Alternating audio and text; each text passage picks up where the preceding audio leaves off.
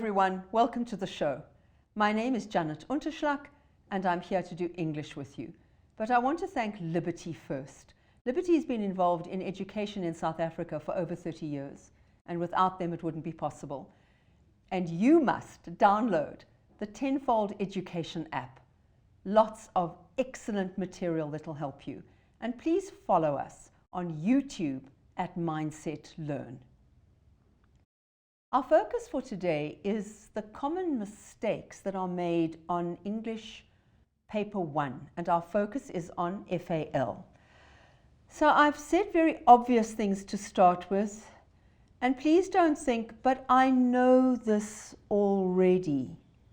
I know you do, but I don't think that candidates are stopping to read the instructions each time and therefore to follow them.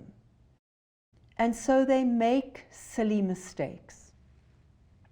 When it comes to the numbering, if your page looks like this, your matric booklet, then you know that there's a writing section in the middle of the page. You can either number in the center of the page, so 1.1, or if you prefer, you can number but inside the margin. Please, this is critical. Please pay attention to that. Do not write in any of the margins on any page. And then when you go from one question to the next, it's critical to leave that line open. I prefer numbering in the center of the page because it gives me this space here and then this space here. So as a marker, I can see the question so much better. But if you don't like that center of the page, by all means, number against the margin, but please leave the lines open. It's really, really horrible when students try to get an answer either between lines or at the bottom of the page and below the last line. It's dreadful. We can't read it. And then important for your exam is every question is marked by a new marker. So really, you need a new page. And then this again, I'm emphasizing that point. The mark allocation helps you with how much to write. So look and see how many marks and judge how much you should write by that. Then academic language. So let's just look at what I mean here. First of all, these are unacceptable in your matric exam. Can I also add mad to it when mad is meant to mean angry? It doesn't. And if you say that somebody's mad, I'm going to give you naught unless they are insane. This is 2 words. That's too vague. Those are baby goats, not children. This is a very colloquial expression, so is that. And the examiners do not like contractions. I have a grade 11 whose favorite contraction is that one. Please don't do it. We want academic language, the very, very best language you can find. And part of colloquial language is second person. That is you. Do not say you. Either it is the speaker, or let's say we're talking about young people, so then you could say young people. Who is the you? Don't use you. Be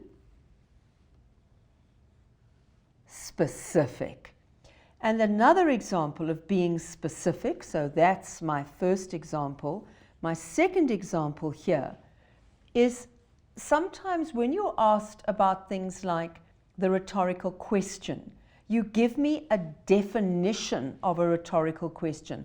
That is not what is asked. You are being asked about the purpose of the rhetorical question in the text in front of you. I don't want a definition of a simile or a metaphor.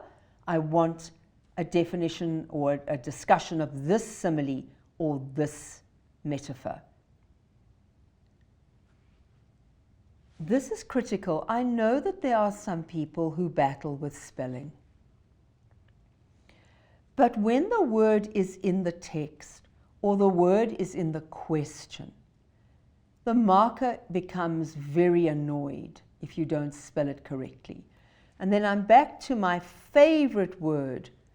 I don't want any vague pronouns. So if you're asked about Mr. So-and-so in the text, begin with Mr. Kumalo or whoever. Then you can go on to he. Begin with young people. Then you can say they. But don't just begin with they and he and she, and I don't know about whom you are speaking. This is really important. So you've got to have your inverted commas. Preferably single these days, and you need to look and see what's happening on your question paper. Single quotes are becoming more common than the double quotations. I really hate this. I hate it. So if you look at my example here, if you say the person is being honest / accurate, well, which one? Which one must I choose? The human or living quality, which one must I choose? You've got to choose as the candidate. You cannot use both. And what sometimes happens, I'll show you, is that the words are different, and they are so different that one answer might be correct and the other one wrong. But what happens if you put the wrong one first and the correct one second? They mark the first one and you get naught. Then when you come to a question that is focused on a keyword, you need to focus on that word, yes, but don't just repeat it endlessly. So you need to do two things. Focus on the keyword in the question, but make sure that you aren't saying it over and over again instead of an answer. And then I want to come to the PEA or the PEE. So some teachers do the PEE one. So you make a point, then you explain, then you analyze. Or you make a point, then you explain, and then you evaluate, you discuss. Doesn't matter what you've been taught, but it's a really good idea to start using a system like this. So if you're asked a question, you make your own point in the answer, then you give your evidence, and then you explain or evaluate or analyze or comment or do whatever you are doing, whichever word you like, you are discussing. So you need your point, you need your evidence, and then you need the evaluation and the discussion. I cannot emphasize too much how important using this is. So here is a little formula for you, and I really would like you to copy it and to use it. So you've made your point. How do you introduce your evidence?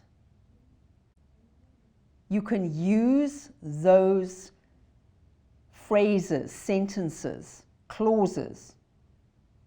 And how do you begin your evaluation, your explanation that is further? You say, this shows us, this makes me understand. So please, that is very important also.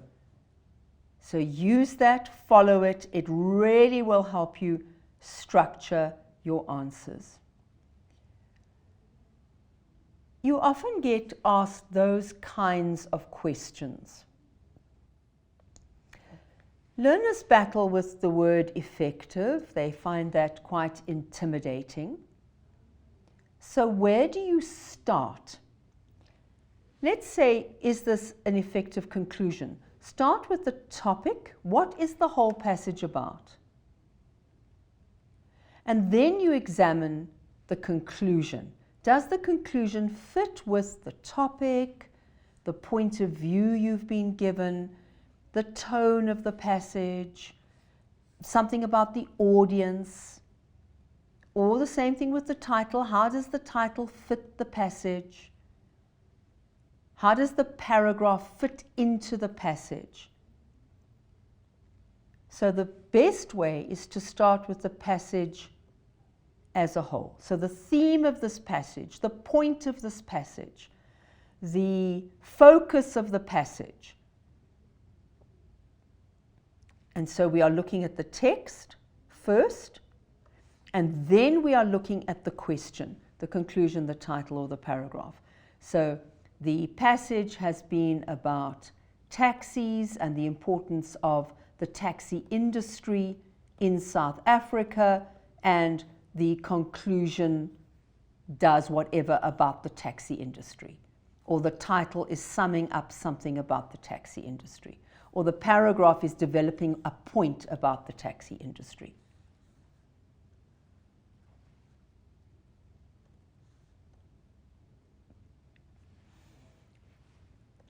If you get these kinds of questions, you have to say yes or no. So you begin with yes, I think, or no, I don't agree. It's absolutely critical. If you don't give the markers this, they are not going to mark anything that you have written. They will look through it to see if you've ended with, and so yes, I agree, and then they will look at the passages or whatever you've written your answer. But please begin with it. Show the marker you understand what is required. And then how do you structure that answer after that? You use your PEE or your PEA.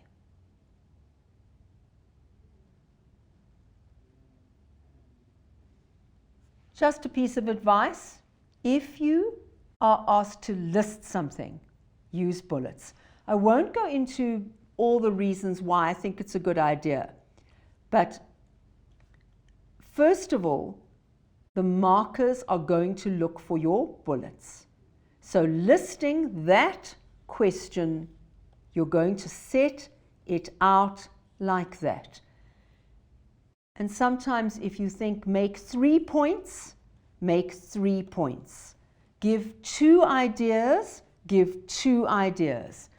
In FAL, it is a really good idea to use bullets. I think we should take an ad break and then look at the next section.